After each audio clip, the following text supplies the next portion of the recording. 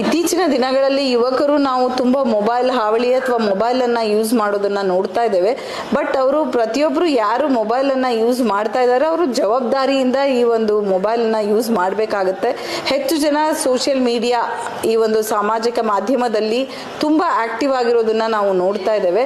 But at the same time ಈಗ ನಾವು ಎಷ್ಟೊಂದು ಕೇಸಸನ್ನು ಈ ಒಂದು ಸೋಷಿಯಲ್ ಮೀಡಿಯಾದಲ್ಲಿ ಅವರು ಕೆಲವೊಂದೊಂದು ಪೋಸ್ಟನ್ನು ಶೇರ್ ಮಾಡ್ತಾರೆ ಅಥವಾ ಯಾವುದೋ ಒಂದು ಮಾತಾಡಿರೋದನ್ನು ಶೇರ್ ಮಾಡ್ತಾರೆ. ಅವ್ರಿಗೆ ಅದರಲ್ಲಿ ಏನಾಗಿದೆ ಅಥವಾ ಅದರಿಂದ ಏನು ಅನಾಹುತ ಆಗುತ್ತೆ, ಇಂಪ್ಯಾಕ್ಟ್ ಆಗುತ್ತೆ ಅನ್ನೋದ್ರ ಬಗ್ಗೆ ಅವ್ರು ತಿಂಕೆ ಮಾಡೋದಿಲ್ಲ.